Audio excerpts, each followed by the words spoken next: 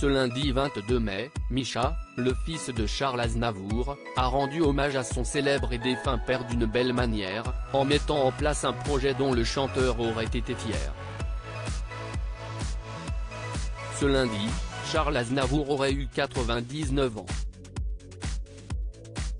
Pour lui rendre hommage, son fils Misha, qu'il a eu en 1971 avec sa dernière épouse Oula Torcel, note de la rédaction, organisait à Paris la première édition du prix littéraire Aznavour des mots d'amour. Dans une ravissante veste à fleurs assortie à ses chaussures et associée à un t-shirt noir en col V ainsi qu'à un chino beige, le romancier de 52 ans était entouré de nombreuses stars dont André Manoukian et Ségolène Royal, qui composaient le jury.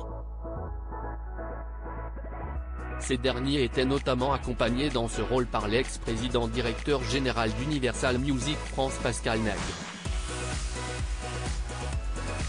Gérard Davoust, Jacques Terzian, Stéphane Asbagnan et Flavio Nervegna étaient également présents à cet événement, tout comme la célèbre animatrice télé Daniela Lombroso, sublime dans une élégante veste blanche assortie à son haut.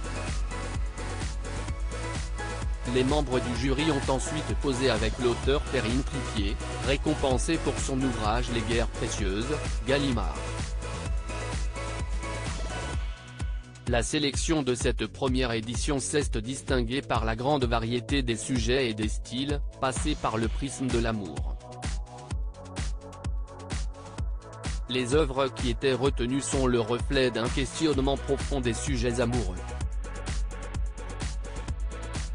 Elles évoquent la nécessité de décrypter nos élans, d'expliquer nos comportements et d'analyser les codes qui régissent nos rapports amoureux, quels qu'ils soient. Un projet très intéressant, dont Charles Aznavour aurait été fier, expliquait Misha il y a quelques jours dans les pages du magazine Télévision Grande Chaîne, avant d'expliquer pourquoi, il ne s'est jamais senti légitime dans le monde de l'écriture, même s'il créait des chansons. Il avait arrêté l'école à 9 ans. Autodidacte, il faisait beaucoup de fautes d'orthographe. Il était fier d'être arrivé là avec si peu de bagages scolaires, mais ça l'a toujours un peu complexé. Une interview qu'il avait donnée dans le cadre de la mise en place de cette première édition.